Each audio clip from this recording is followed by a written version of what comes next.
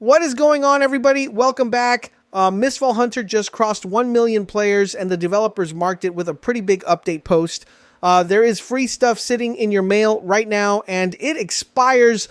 There's a full season roadmap laid out all the way through Season 2, and the single most requested feature since launch has finally been confirmed, but there is also a list of problems that Bellring Games has not fixed yet.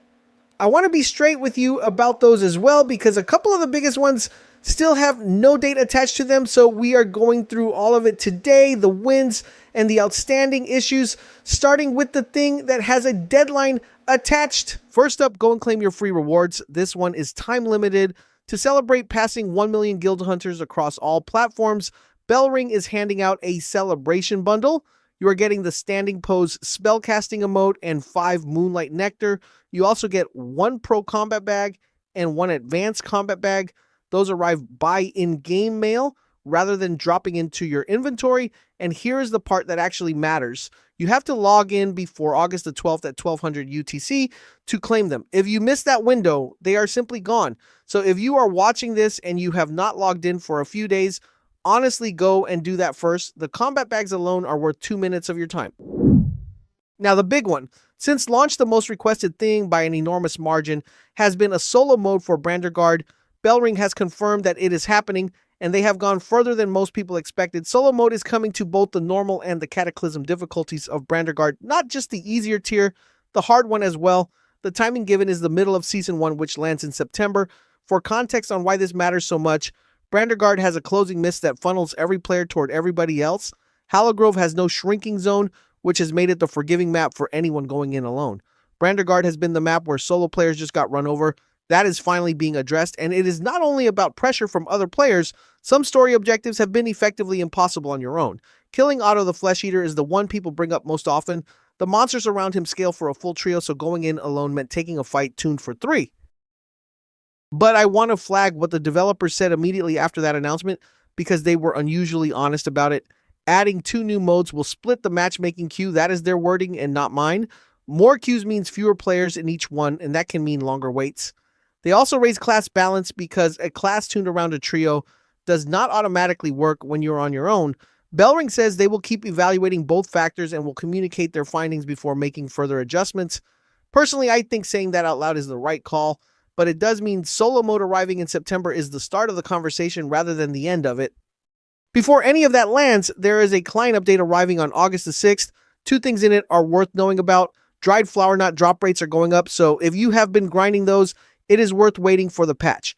And challenges for the Einherjar Mistlords are being opened up. On top of that, the update addresses recent community feedback around overall stability. Bellring is pointing people to the full patch notes for the specifics, which were not included in the announcement itself. So if stability has been your problem, this is the first concrete thing arriving, and it arrives within days. Right, the roadmap itself. Season 1 is called Soul Hunt. It is split into 3 phases and then rolls into Season 2. Phase 1 is what is live right now. Einherjar mode is unlocked along with the Mistlord challenge. Season tasks become available and they are tied into a story beat. A mysterious guest arrives at Windrest carrying news that leads guild hunters toward an unknown fate. Then there is the season exclusive content, which is called Soul Harvest. You gather soul cocoons and you challenge something called the Soul Gnar.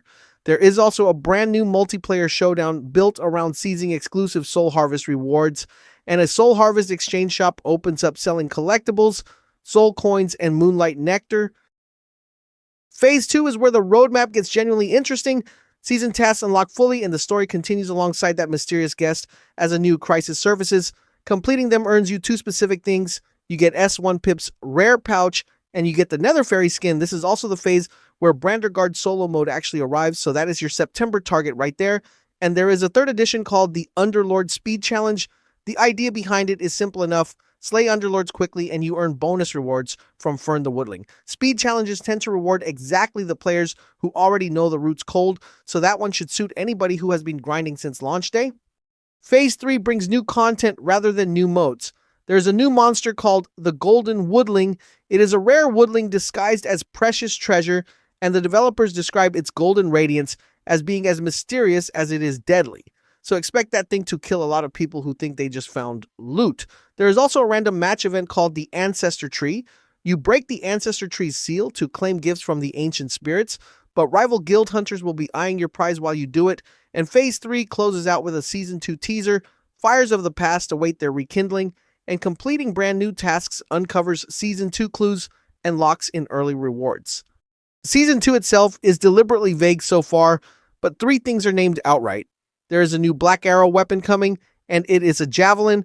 There is an all-new season theme with exclusive gameplay attached to it, and there is an all-new season exclusive progression system, which is the one I would be watching most closely. A whole new progression system suggests something structural rather than just another battle pass bolted on. Bellring says more seasonal content will be unveiled gradually from here, so for now, treat Season 2 as a shape rather than an actual plan. There is one more developer note worth covering because it caused a genuine scare. Bellring had to put out a clarification about what actually counts as illegal teaming. The reason is that some language versions of their earlier post contained a serious translation error.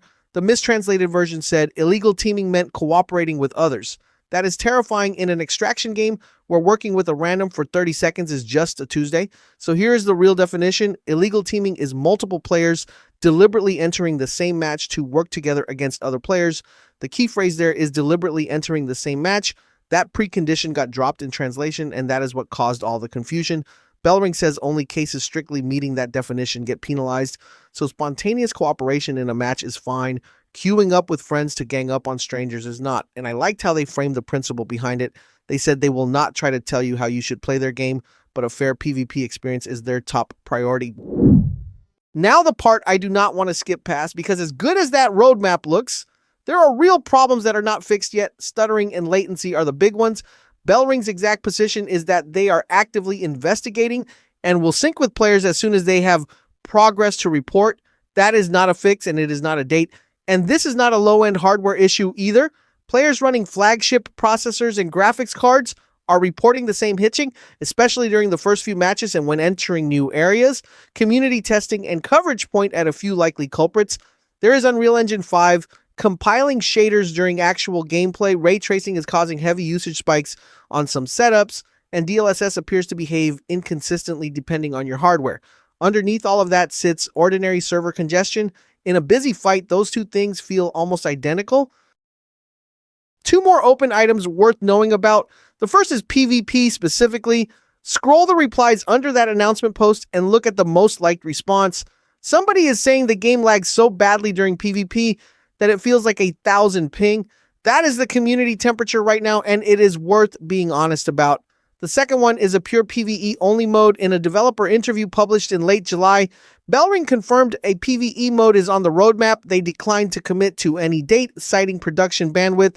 As of right now, every single match still mixes AI monsters with real players, and under that same announcement post, the very first reply was simply PvE mode. So that request is clearly not going anywhere.